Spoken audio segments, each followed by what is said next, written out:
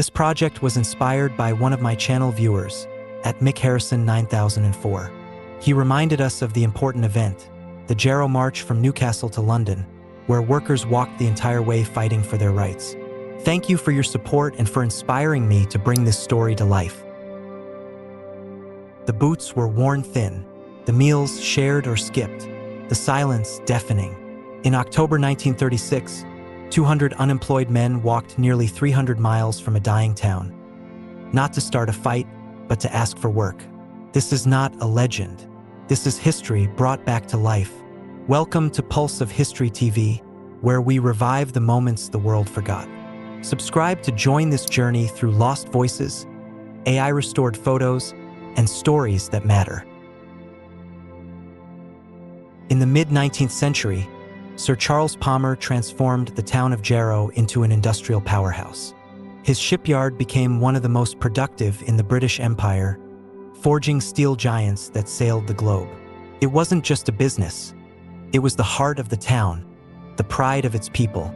Among its many triumphs was the launch of the HMS Queen Mary, a symbol of British naval might. But even as this mighty vessel slid into the water, the shadows of decline loomed.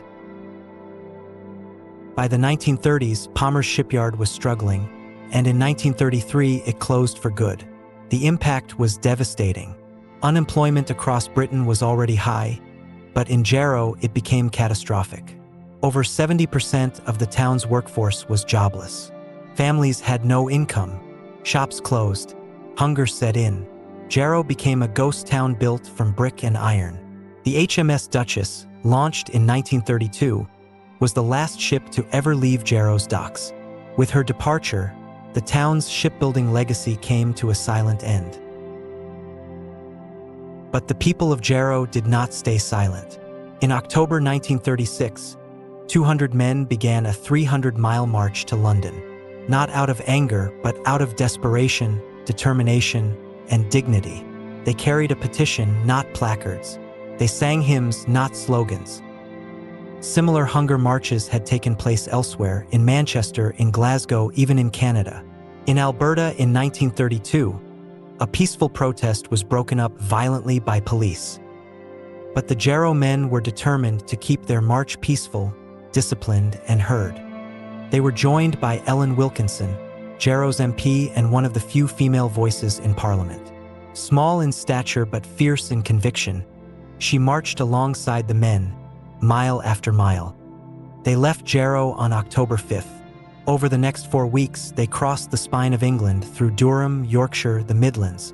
Town by town, step by step, they carried their petition and their pride. Over 280 miles, sleeping in church halls, hosted by unions and kind strangers. In Leicester, they slept beneath stained glass windows. In Barnsley, they were fed by unemployed miners. Ordinary Britons recognized themselves in the Marchers, and they responded with generosity. On October 31st, the Marchers arrived in London. They had walked for nearly a month, through cold mornings, aching feet, and fading hope, but they stood together, silent and proud, in Hyde Park. Their petition, signed by over 11,000 people, was presented to Parliament. But the Prime Minister, Stanley Baldwin, refused to meet them. There was no speech, no press conference, no promise, only silence.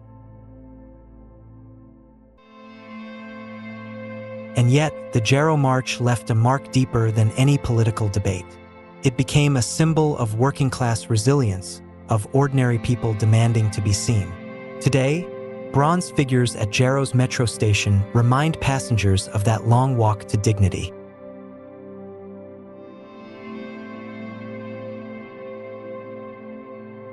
In 2011, new marchers followed the same road, a new generation protesting economic injustice. Though the years have changed, the voices echo the same call: work, fairness, and a future. The men of Jarrow marched not just for themselves, but for their children and for ours. They asked for nothing more than a chance to build, to belong, to live with dignity. That is the spirit of Jarrow, and it still walks with us. They marched in silence, but nearly a century later, we're still listening. If the Jarrow March meant something to you, There's more waiting. Watch my video restored Great Depression photos of the Eiffel Tower like never before. Stunning colorized and brought to life and more. Thumbs up like the video, bell subscribe to Pulse of History TV, and tell us in the comments, what hidden chapter of history should we bring to life next?